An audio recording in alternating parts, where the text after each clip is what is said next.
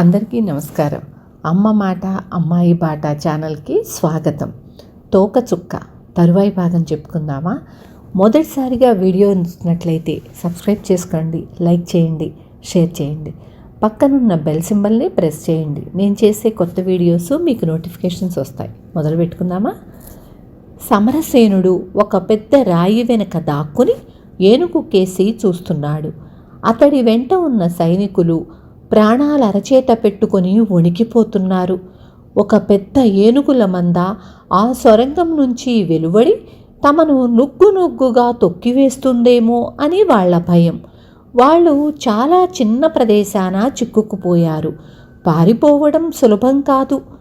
ఈ విధంగా భయకంపితులై ఉన్న సైనికులకు సమరసేనుడికి ఒకేసారి 2-3 అరిచినట్లు కీచుమంటూ ఒక ఆర్తనాదం వినిపించింది. ఆ ధ్వని గుహకు అవతలి వైపు నుంచి వస్తున్నది. కానీ వాళ్ళు ఉన్న చోటు నుంచి బయటికి రావడానికి భయపడుతున్నారు. ఇప్పుడేం చెయ్యడమా అని అందరూ సతమతమవుతుండగా ఏనుగు అన్ని దిక్కులకు తల తిప్పి చూసి పెద్దగా గేంకరిస్తూ లోగడ సమరసేనుడు సైనికులు వచ్చిన గుహలోకి జొరబడింది. కొద్దిసేపట్లోనే అది జలపాతంలో నుంచి పోతున్నట్లు నీరు కలియబడుతున్న శబ్దం వినిపించింది. ముందుగా సమరసేనుడు తను దాక్కున్న చోటు నుంచి బయటకు వచ్చాడు. ఆ వెంటనే సైనికులు కూడా బయటకు వచ్చారు. గుహకు అవతలి నుంచి వస్తున్న ఆర్తనాదం మధ్య మధ్య వినపడుతూనే ఉంది. ఎవరో మహా విపత్తులో చిక్కుకున్నట్లుంది అన్నాడు ఒక సైనికుడు. అందుకు సందేహం లేదు. కానీ ఏనుగు అంత హఠాత్తుగా అటు నుంచి ఎందుకు పారిపోయి వచ్చి ఉంటుంది? ఒకవేళ శత్రువులు మన కోసం పన్నిన వల కాదు కదా? అది నిజంగా ఆర్తనాదమా లేక? సమరసేనుడు ఇలా అంటుండగానే గుహ అవతల ఏదో పెద్ద కల్లోలం జరుగుతున్నట్లు అరుపులు వినిపించాయి. సమరసేనుడు ఇక ఆలోచిస్తూ కూర్చుని లాభం లేదనుకున్నాడు. గుహకు అవతలనున్న వాళ్ళు శత్రువులైనా మిత్రువులైనా ఏదో ప్రమాద పరిస్థితిలో ఉన్నారు. సమరసేనుడు సైనికులకు హెచ్చరించి ముందు నడిచాడు. సన్నని గుహలో నుంచి కొద్ది దూరం పోయేసరికి ఒక కోనేటి మడుగు కనిపించింది. ఆ నీటి మడుగులో ఊడలు దిగిన కొన్ని చెట్లు, బాగా ఎత్తుగా పెరిగిన నీటి జమ్ము ఉంది. సమరసేనుడు మరికొద్ది దూరం వెళ్ళేసరికి 3 మనుషులు మోకాటి వంటి నీటిలో స్తంభాలకు బంధింపబడి ఉండటం కనిపించింది. సమరసేనుణ్ణి చూడగానే వాళ్ళు మరింత పెద్దగా ఆర్తనాదాలు చెయ్యసాగారు. అసలు పరిస్థితి సైనికులకు కానీ సమరసేనుడికి కానీ అవగాహన కాలేదు. స్తంభాలకు కట్టబడి ఉన్న వ్యక్తులకు తక్షణం దాపురించబోతున్న ప్రమాదం ఏమీ ఉన్నట్లు లేదు. ఆ చుట్టుపక్కల మరొక ప్రాణి లేదు.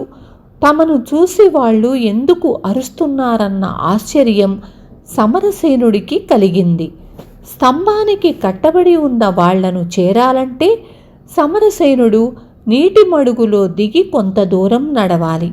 మడుగు అంత లోతుగా లేదని అక్కడ పెరిగిన నీటి జమ్మును బట్టి తెలుస్తూనే ఉంది. సమరసేనుడు కత్తి, అంబుల పొది జాగ్రత్తగా సర్దుకొని నీటిలో దిగాడు. సైనికులు అతన్ని అనుసరించి నడుస్తున్నారు. వాళ్ళు మడుగులో కొద్ది దూరం వెళ్ళేసరికి కర్ణపుటాలు బద్దలయ్యేలా 3 బంధితులు ఒక్కసారి కేక పెట్టారు. మరుక్షణంలో మడుగులోని నీరంతా అల్లకల్లోలం కాసాగింది. సమరసేనుడు నివ్వెరపోయాడు. ఎదురుగా పెద్ద మొసలి ఒకటి నోరు తెరిచి అతడికేసి రాసాగింది. క్షణంలో అతడు బంధితుల ఆర్తనాదాలకు కారణమేమిటో గ్రహించాడు. కత్తి వరలో పెట్టి సమరసేనుడు బాణం ఎక్కుపెట్టాడు. మొసలి తోకాడిస్తూ పెద్దగా నోరు తెరిచి కోరలు చాస్తూ వేగంగా ముందుకు వస్తున్నది. దానిని అలా అందుబాటులోకి రానిచ్చి సమరసేనుడు బాణాన్ని దాని నోటిలోకి గురిగా కొట్టాడు. మొసలి బాణం దెబ్బకు ఒక్క క్షణకాలం నీటిలో గిలగిలా కొట్టుకొని తిరిగి ముందుకు రాసాగింది. ఇప్పుడు కోపంతో మెరమెరలాడుతున్న దాని కళ్ళు భయం కలిగిస్తున్నాయి. ఈసారి సమరసేనుడు కత్తితో దాని మీదకు లంఘించి బలంగా దాని వెన్ను మీద 2 పోట్లు పొడిచాడు. మొసలి చావు దెబ్బలు తిని నీటిలో తన్నుకోసాగింది. అంతవరకు భయకంపితులై చూస్తున్న బంధితులకు ప్రాణం తెప్పరిల్లినట్లయింది. సమరసేనుడు వాళ్లను సమీపించి ముఖాలు చూస్తూనే పొందిన ఆశ్చర్యం అంతా ఇంతా కాదు. ఆ ముగ్గురు తాను గుహలో వ్యాఘ్రదత్తుడి భటుల వల్ల బంధింపబడక పూర్వం తనతో ఉన్నవాళ్ళు. కానీ ఆ 4వ సైనికుడు ఏమైనట్లు? సమరసేనుణ్ణి గుర్తుపడుతూనే ఆ ముగ్గురు సైనికులు అమితాశ్చర్యం చెందారు. వాళ్ల ఆనందానికి మేరలేదు. తలవని తలంపుగా ప్రాణరక్షణ జరగటమే కాక తమ నాయకుణ్ణి కూడా వాళ్ళు కలుసుకోగలిగారు. సేనాని, తిరిగి మరొకసారి మిమ్మల్ని చూడగలమని అనుకోలేదు అన్నాడు ఒక సైనికుడు. ఆ 4వ వాడెక్కడా అని అడిగాడు సమరసేనుడు. అతణ్ణి మీరు చంపిన మొసలి పొట్టన పెట్టుకుంది. సమయానికి మీరు రాకపోతే మేము ఆ మొసలికి బలి అయిపోయేవాళ్ళం అన్నారు సైనికులు. మిమ్మల్నిక్కడ స్తంభాలకు బంధించిన వాళ్ళెవరు అని అడిగాడు సమరసేనుడు. సైనికులు జరిగిందంతా కొద్ది మాటల్లో చెప్పారు. వాళ్ళు తమ నాయకుణ్ణి వెతుకుతూ గుహలోని రహస్యద్వారం గుండా ఈ ప్రాంతానికి వచ్చారు. ఇక్కడ వాళ్లను వ్యాఘ్రదత్తుడి భటులు బంధించి తమ నాయకుడి ఆజ్ఞ ప్రకారం ఈ మడుగులోని మొసలికి ఆహారంగా విడిచిపెట్టారు. వాళ్ళు మమ్మల్ని ఇక్కడ బంధించిపోయి ఎంతో కాలం కాలేదు. ఆ చెట్ల వెనక్కి పోయి చూస్తే వాళ్ళు వెళ్ళిన కాలిబాట కనపడుతుంది అన్నారు సైనికులు. అందరూ అక్కడ ఉన్న చెట్ల వెనక్కిపోయి చూశారు. వ్యాఘ్రదత్తుడు తన భటులతో బారుతీరి పోతూ ఉండటం వాళ్లకు కనిపించింది. సమరసేనుడు వ్యాఘ్రదత్తుడి మూకను చూస్తూనే గట్టిగా పళ్ళు కొరికాడు. కానీ తన దగ్గర ఉన్న కొద్దిమంది సైనికులతో చెయ్యగలిగిందేమీ లేదు. అన్నింటికన్నా ముందు శివదత్తుడు ఎక్కడ ఉన్నది తెలుసుకోవటం అవసరం అనుకున్నాడు. సమరసేనుడు ఇలా ఆలోచిస్తున్నంతలో సైనికుడు చిన్నగా కేకపెట్టి చెట్టు కొమ్మలకేసి చెయ్యి ఊపాడు. అక్కడ ఒక కొమ్మ నుంచి కాగితం ఒకటి వేలాడుతున్నది. సమరసేనుడు ఆశ్చర్యపోతూ దాన్ని అందుకొని విప్పి చూశాడు. అందులో ఇలా ఉంది: ఇది అతి భయంకరమైన ప్రదేశం. త్వరగా ఈ ప్రాంతాన్ని విడిచిపోండి. ఇది శివదత్తుడి హెచ్చరికేనని సమరసేనుడు గ్రహించాడు. ఈ ఉత్తరం చాలా హడావిడిగా రాయబడినట్లు కుదురుగా లేని ఆ అక్షరాలను బట్టి తెలుస్తున్నది. వెంటనే అక్కడి నుంచి కదలటం క్షేమమని నిర్ణయించుకున్నాడు సమరసేనుడు. అతడు వచ్చిన దారినే వెనక్కి పోదలిచాడు. కానీ ఒక సైనికుడు దాపులనున్న గుహకేసి చేయి ఊపుతూ, చూడండి, ఆ గుహకేసి చాలామంది మనుషులు నడిచినట్లు కాలిబాట కనపడుతున్నది అన్నాడు. సమరసేనుడు అక్కడ ఉన్న గడ్డి మొక్కలను, చిన్న చిన్న గులకరాళ్లను పరీక్షించి చూశాడు. సైనికుడి మాటల్లో నిజం ఉందనిపించింది. ఒకవేళ శివదత్తుడు ఈ మార్గానే ప్రయాణించాడా అన్న అనుమానం కూడా అతనికి కలిగింది. సమరసేనుడు గుహను సమీపించి లోపలికి తొంగి చూశాడు. అంతా చీకటిమయం. సైనికులలో ఒకడు కాగడా వెలిగించగా ఆ వెలుగులో ముందుకు నడిచాడు. కొంచెం దూరం వెళ్ళేసరికి వాళ్లకు కనపడిన దృశ్యం భయాన్ని, ఆశ్చర్యాన్ని కూడా కలిగించింది. ఒకచోట రాతితో చెక్కబడిన సింహాసనం, దాని చుట్టూ మానవాకారంలో ఉన్న విగ్రహాలు, వాళ్ల పోలికలు, ధరించిన ఆయుధాలు చూస్తే ఆటవికులలా కనిపించారు. ఇది ఎవరో ఆటవిక నాయకుడి సమాధి స్థలం కావచ్చు. ఏమైనా ఇంత భయంకర ప్రదేశాన్ని నేనేనాడూ చూడలేదు. ఈ ఆటవికుల భయంకర విగ్రహాలు చూస్తుంటే నాకు ఏకాక్షి మాంత్రికుణ్ణి చూసినప్పటికంటే ఎక్కువ భీతి కలుగుతున్నది అన్నాడు సమరసేనుడు.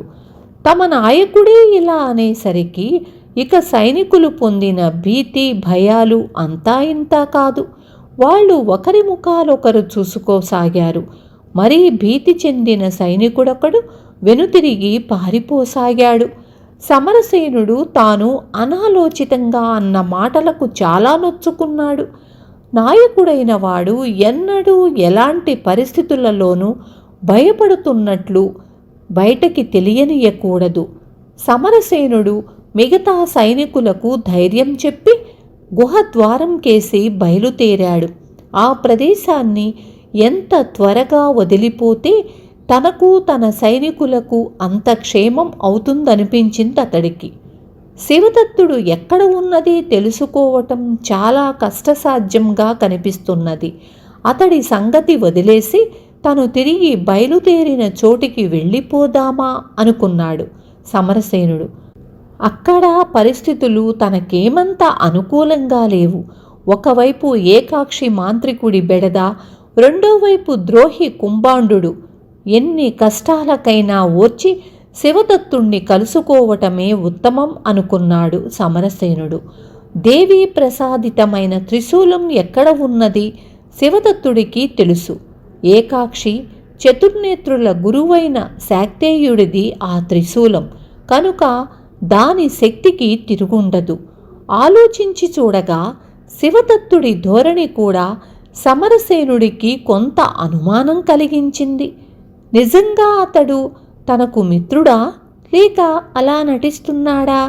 నావలోని ధనరాశులు, దాన్ని కాపాడుతున్న నాగకన్య వీళ్ళందరికీ తెలుసునన్నది నిజం. ఏకాక్షి మాంత్రికుడు చతుర్నేత్రుడే కాక వాటి కోసం వ్యాఘ్రదత్తుడు, శివదత్తుడు కూడా ప్రయత్నిస్తున్నారు. ఈ అందరి కొట్లాటల మధ్య తాను చిక్కుకొని కష్టాల పాలవుతున్నాడు. ఇలా ఆలోచిస్తూ సమరసేనుడు గుహ నుంచి బయటకు వచ్చాడు. ఎటు పోవటమా అని అతడు ఒక నిర్ణయానికి వచ్చే లోపల పెద్ద కేకలు వినబడటం, ఆ వెంటనే బరిసెలు, బాణాలు విసురుగా మీదికి రావటం జరిగింది.